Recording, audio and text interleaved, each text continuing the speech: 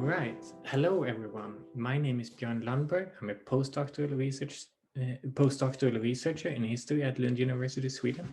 And the title of my presentation is Children's Global Activism in Postwar Scandinavia. It's based on a project that I'm currently researching, and today I will present a brief outline of the project, as well as insights from one case study covering the emergence of the annual fundraiser Operation Dagsverke, or Operation Day's Work, in Sweden during the 1960s. Since Greta Thunberg started her school strike outside the Swedish parliament in 2018, youth climate activism and the Fridays for Future movement have received considerable international attention.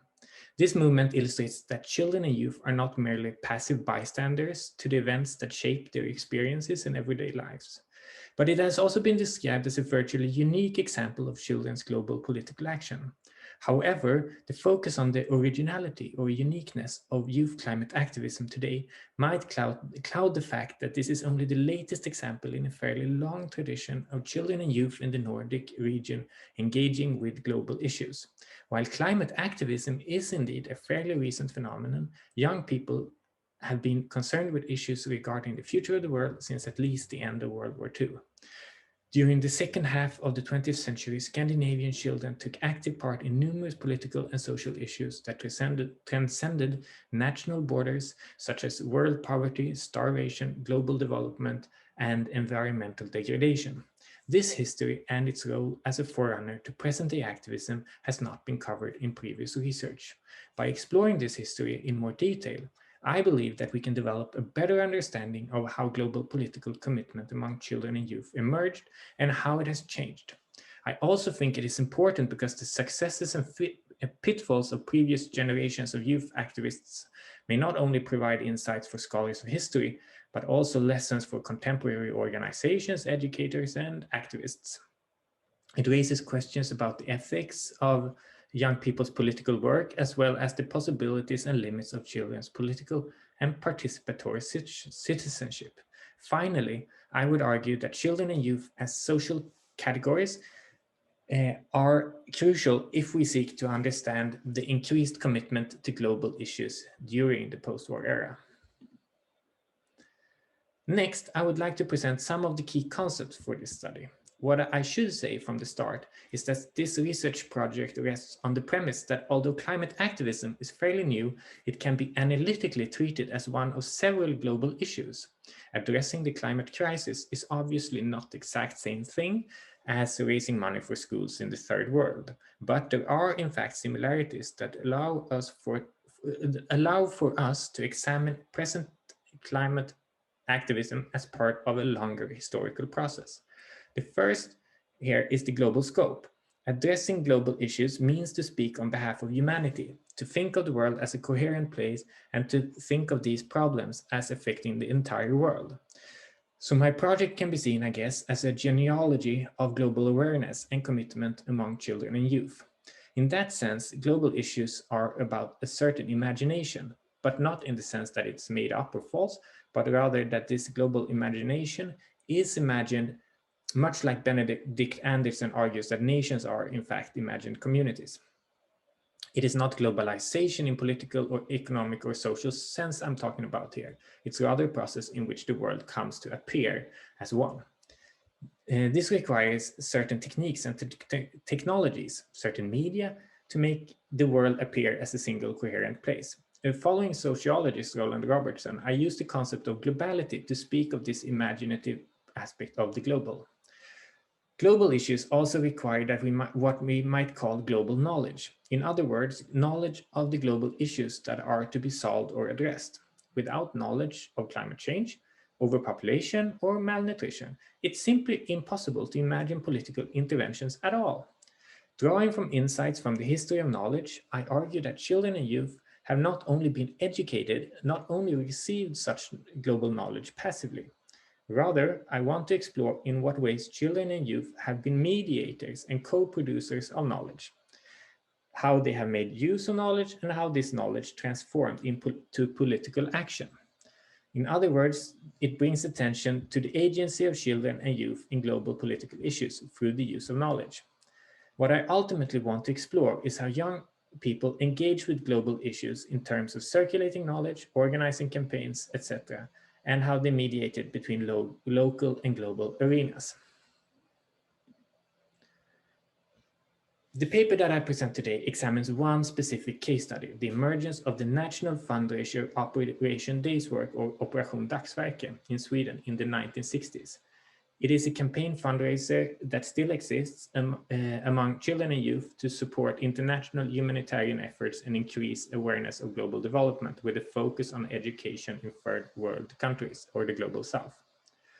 It started as a campaign for university students in 1960, first in Lund and then in Uppsala.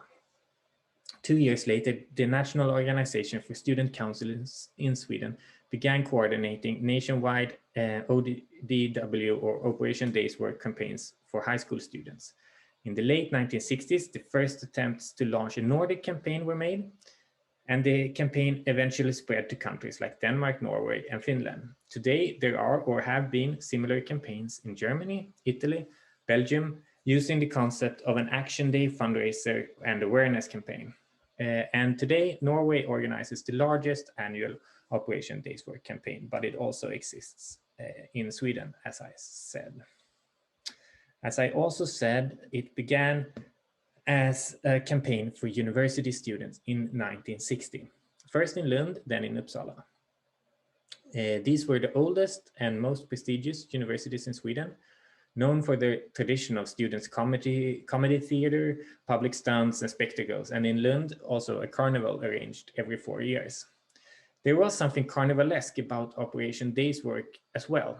It started as a fundraiser for the benefit of university students from third world countries as part of an international program to fund university fees for refugee students from Southern Africa.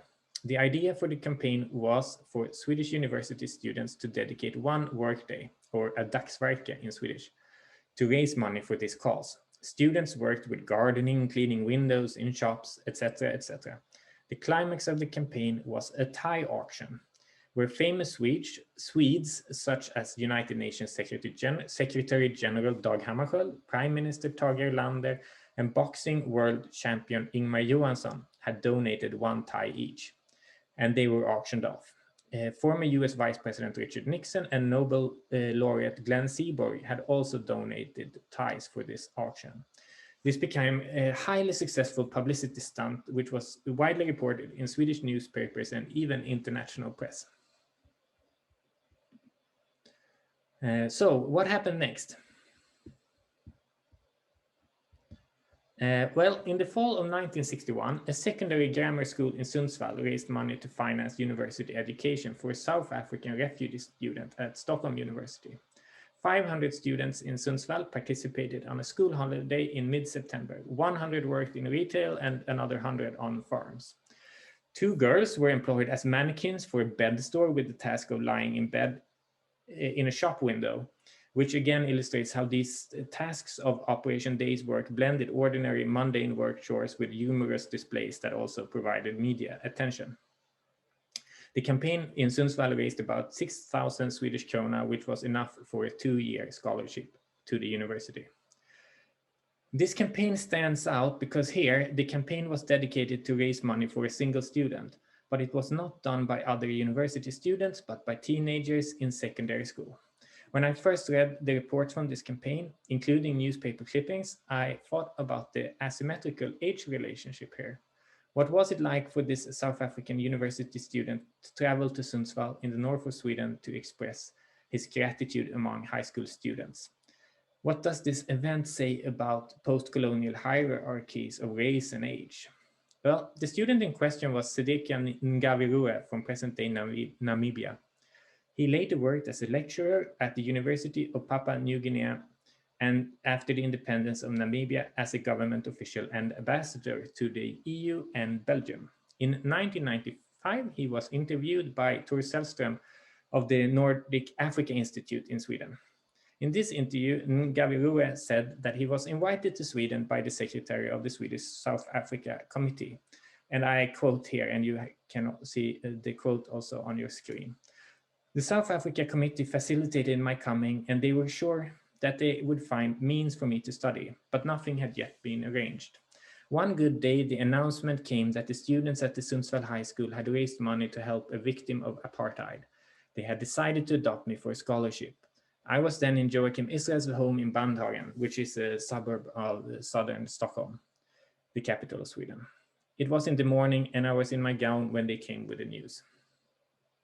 And Ngavirue continues in this interview and he says, to find even young kids in the north of Sweden working for a cause so far away was moving. The response was just incredible. What really struck my mind was that when we went to Africa to ask for support, we mainly spoke to governments. If you got support from the head of state, that was it. But in democratic societies like Sweden, it was not just the political leaders who took a decision, it was the whole nation.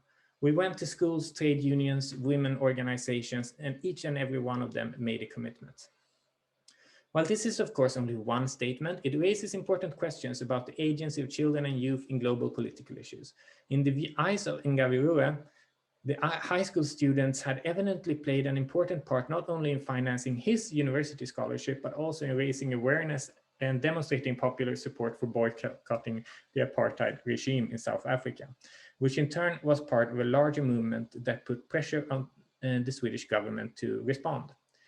While we should not exaggerate the importance of this particular high school in Uppsala, it shows how schools and NGOs and other arenas where children and youth played a key part, that they provided popular support for a political issue. It also shows how the struggle against apartheid was transformed into a local issue, like the discussion of boycotting fruit, despite South Africa being 10,000 kilometers away.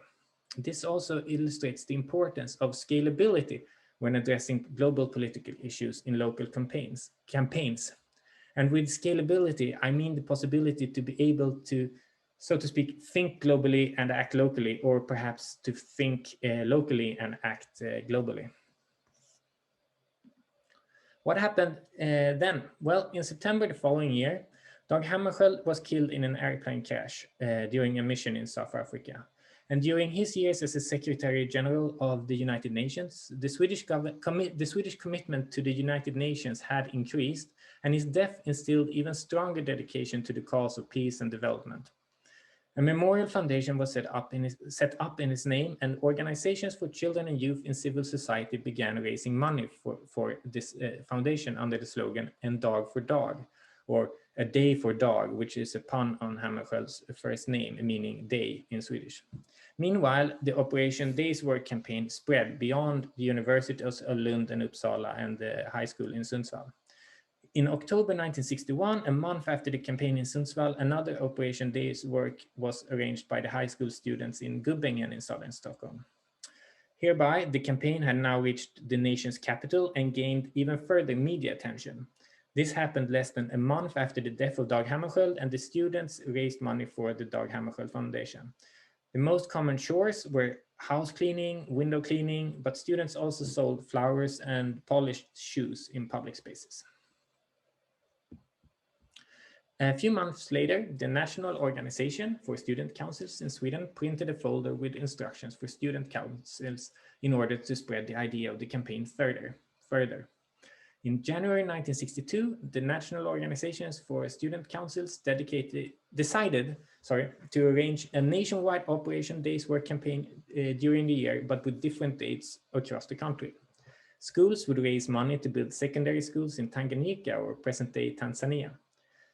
In March that year, 38 schools in Stockholm held the joint Operation Days Work campaign coordinated by the Stockholm Board of Student Councils. It raised 230,000 Swedish krona, which was a considerable sum at the time.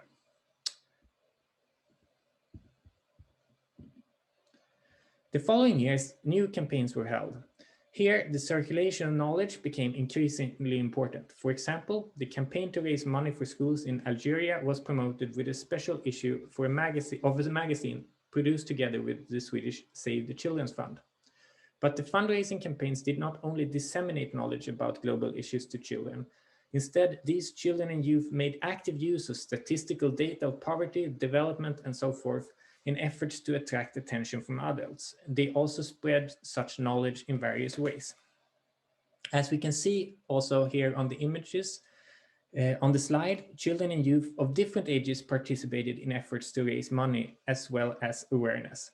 They also did slightly different tasks depending on their age. Cleaning cars, fueling up gas, and you can see regular charity raising money efforts. Okay, sorry. I want to conclude by saying a few words about the campaign Operation Days Work today. This screenshot of the Swedish UNICEF campaign page for Operation Days Work illustrates how educational and school issues remain at the center of the campaign, as well as the global north-south divide. The text here says, "One day in your life can change the lives of others." And if we look at the suggestions for campaign activities, they include arranging a jumble sale or making a song or making a short film to share in social media. The latter two examples illustrate, of course, how campaigning has become intertwined with new media technology.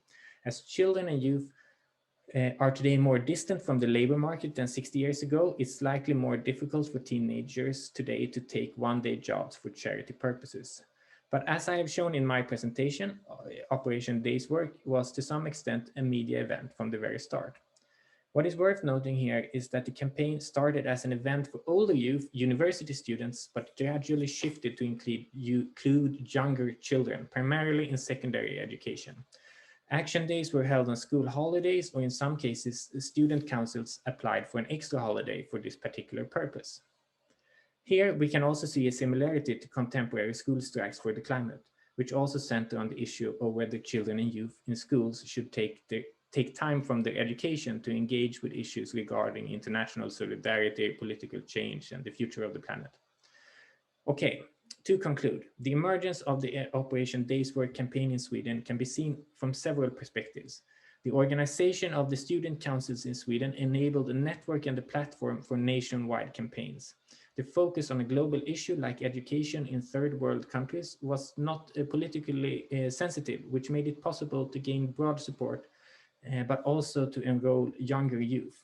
Children and youth participated doing chores partly differentiated by age, where younger youth performed easier tasks. Campaigns featured light-hearted entertainment as well as the circulation of very solemn knowledge about living conditions in third world countries. Eventually, these campaigns would also spread to Denmark and Norway and later to other countries. But that transnational history, I will have to present in more detail in some other forum. Instead, I think I will stop here and thank you so much for listening. Bye-bye.